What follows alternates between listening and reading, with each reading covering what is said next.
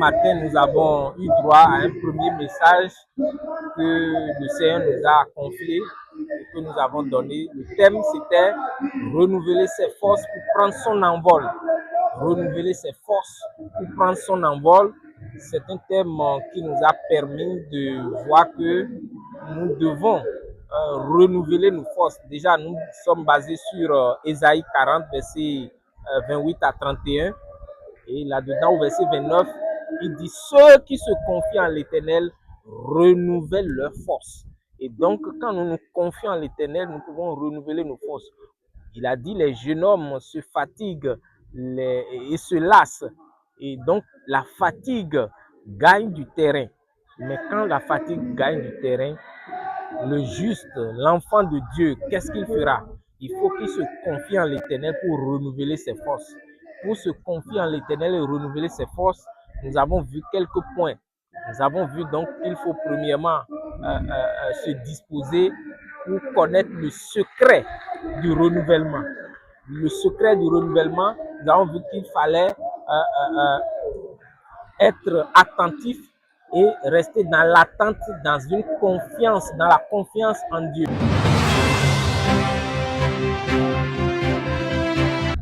Deuxièmement, nous avons vu que il faut aussi oser. Il faut pouvoir oser et quitter le sol. Quand tu es tombé ou bien tu es au sol, tu ne peux pas bouger, mais il faut compter sur l'Éternel et oser. Pour oser et quitter le sol, il y a des choses que nous devons quitter. Nous devons abandonner. Les mauvaises compagnies corrompent les bonnes mœurs. Il faut abandonner les mauvaises compagnies. Quand vous avez une difficulté à vous envoler, vous pouvez tout aussi identifier un exemple, un modèle qui peut vous aider. Parce que si vous n'avez pas la force de voler, si vous êtes accablé, vous êtes sous le poids, vous ne pouvez pas, effectivement. Mais au moins, vous pouvez appeler à l'aide. Vous pouvez appeler à l'aide et vous pouvez identifier quelqu'un qui peut, lui, vous aider, un aîné, et lui, il peut vous porter, il peut vous aider pour dire: non, mon frère, ne te laisse pas au découragement. Je peux t'aider. Le Seigneur est fidèle. Renouvelle, confie-toi en l'Éternel et il va te renouveler, il va te porter et tu vas prendre ton envol. Donc, personne ne doit se laisser au découragement, ne doit rester accroupi là pour dire vraiment.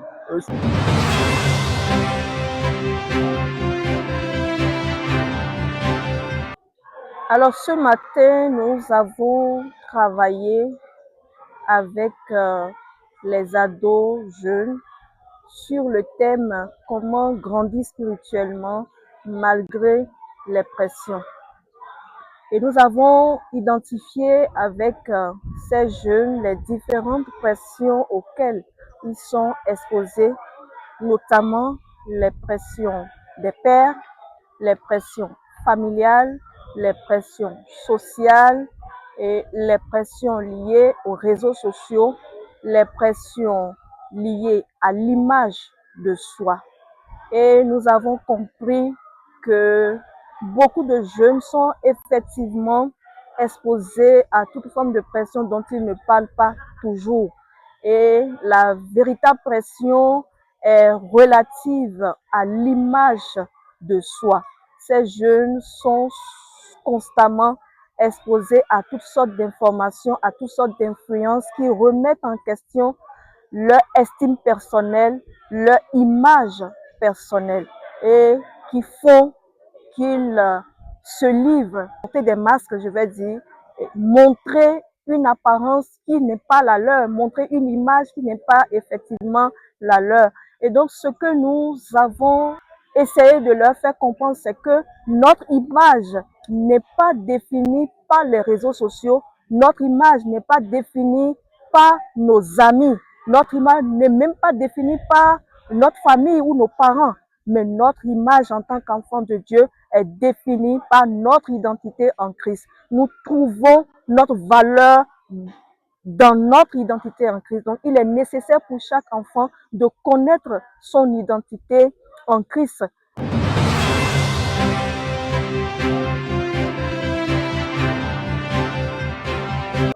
La responsabilité des parents, c'est d'être eux-mêmes des modèles inspirants pour ces enfants, parce que nous sommes des livres ouverts pour nos enfants.